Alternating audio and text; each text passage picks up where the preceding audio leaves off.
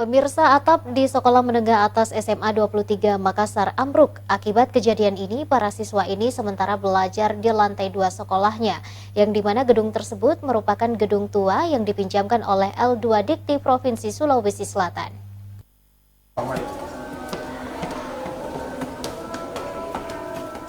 Inilah kondisi sekolah SMA Negeri 23 Makassar yang terletak di Jalan Tamalan Rea, Kota Makassar.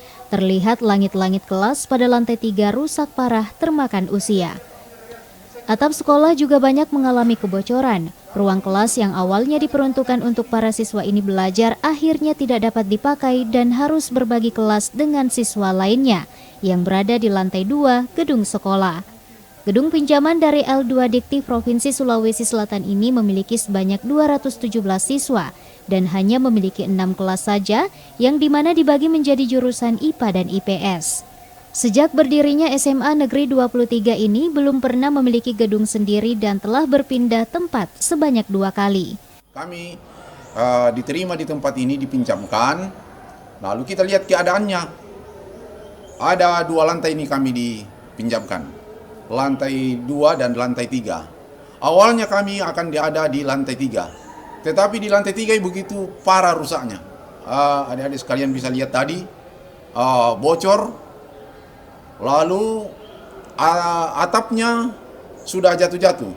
Kalau anak-anak kami ada di luar, kami jaga jangan sampai ada di luar karena ini atap genteng. Kalau jatuh bisa sangat berbahaya buat nyawa anak-anak kami.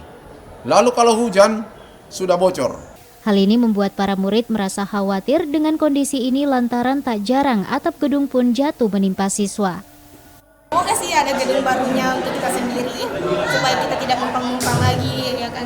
Semoga gubernur juga cepat membantu kami bahwa SMA 23 itu ada. Karena kan kebanyakan teman-teman yang lain nggak tahu itu bilang ada SMA 23 atau enggak ada. Kondisi ini diperparah dengan akan dibukanya tahun ajaran baru 2022. Namun kondisi gedung kelas yang tidak mencukupi, lantaran harus berbagi gedung dengan universitas swasta yang berada di gedung yang sama.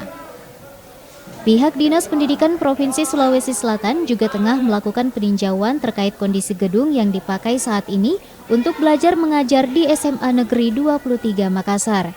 Rusma Wandirara, Selewes TV.